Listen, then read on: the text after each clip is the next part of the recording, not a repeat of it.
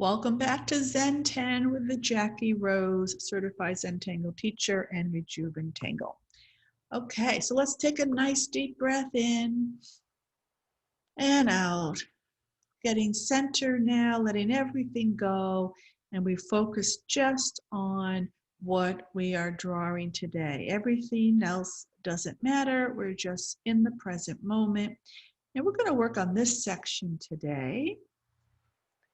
And we're going to start off with the pattern Hollibaugh, where we're just going to draw a line from one edge to another.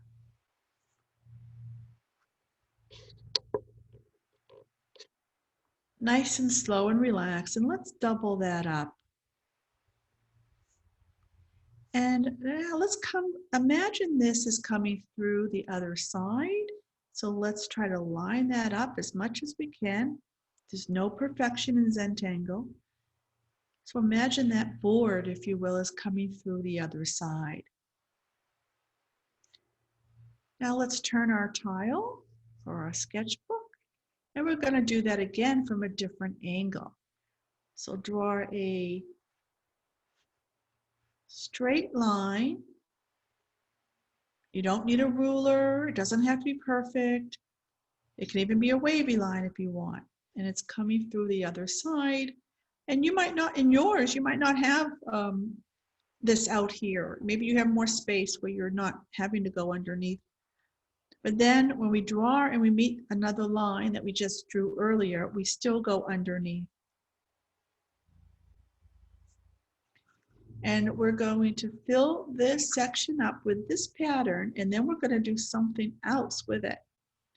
So just keep drawing these lines, and whenever you meet another line or an object, always go underneath. Imagine it's going underneath, following it through underneath. It can be all different widths and lengths.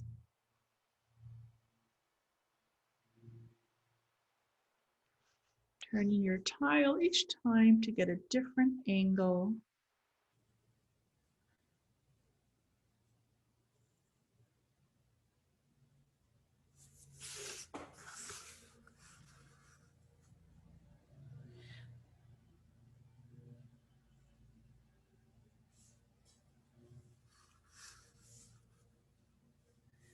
And once you've got enough down,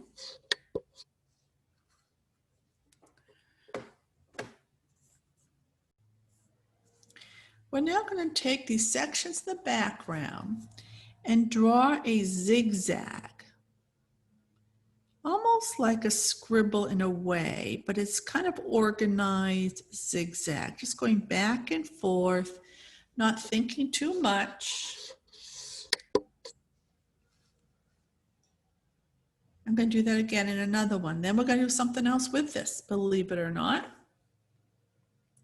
So now we're going to do a zigzag again, just going back and forth, touching the edges, just giving it a little zigzag to make all these cool little shapes. And now in these shapes, we're going to squish in an orb.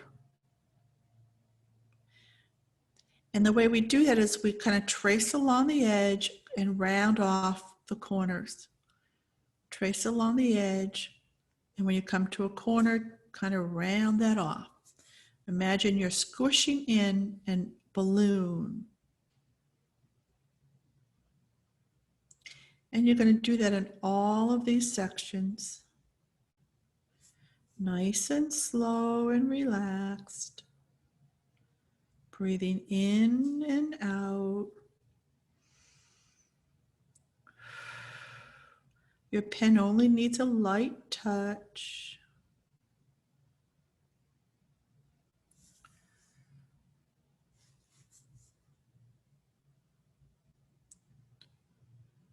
This pattern is called Nzeppel. Very cool pattern.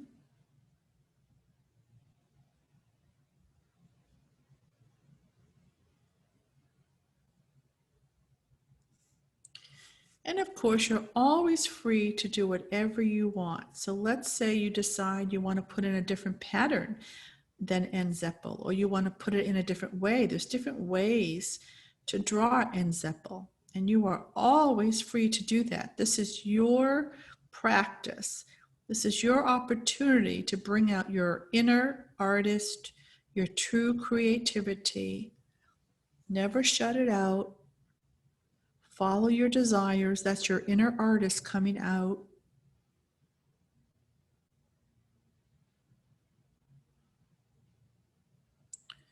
Letting go of what it looks like, paying attention to how it feels.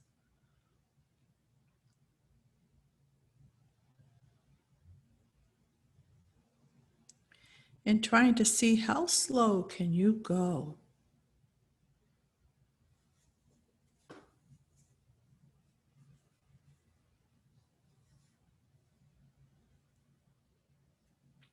Now, if you have like a small section here, like I do here, and some other small sections, if you want, you can actually just color those in. You can put in the Nzeppel if you'd like, but my inner artist is saying, color this in, because I like that look, even though we don't focus on the outcome. It's still nice to have that drama, as we call it drama, when we start putting in these nice dark accents. So I'm just going to color in a few of them, and then I'm going to go back to doing the Nzeppel. And by the way, most if not all names of tangle patterns are not in the dictionary. They are made up. They are meant to be non-representational.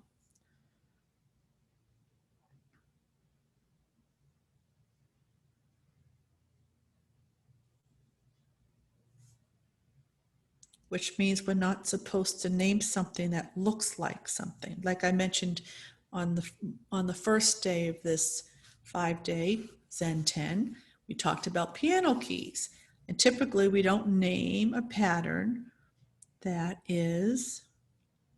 looks like something.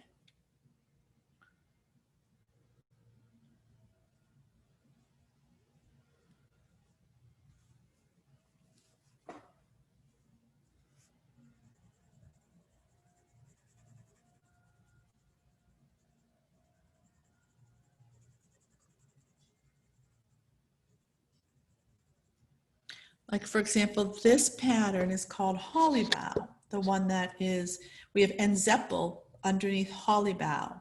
And Hollibaugh, it kind of looks like wood, right? But we don't call it wood sticks or wood, but it was named after Maria's son-in-law. So Maria Thomas and Rick Roberts are the founders of Zentangle, and it's their second marriage. So Maria's daughter's name is Molly Hollibaugh, who's very involved with the Zentangle business and is excellent.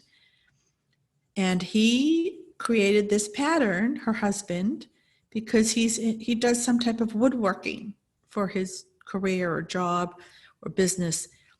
So they named it Hollibaugh after him, not woodworking or wood or things. So that's kind of a good example of how certain patterns are named.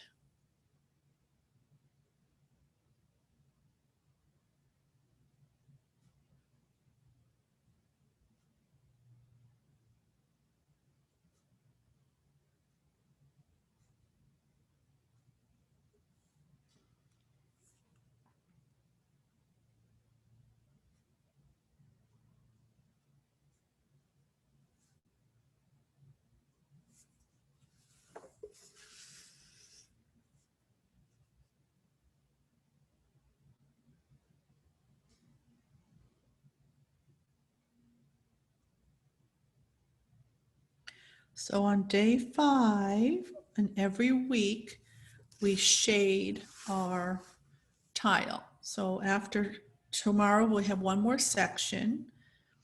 And then the next day, we do shading. where you'll need a pencil and a tortillon, which is a blending stick, or a Q-tip is fine too. And we kind of put some graphite down and make this whole piece come alive. So please give this video a thumbs up and like, where you just, it's a like, if you like the page or like the video, that helps me out a lot. Would really appreciate that. Just give it a thumbs up. Subscribe to the channel if you're not subscribed yet, and just relax, continue tangling, and have a wonderful day, and we'll see you tomorrow.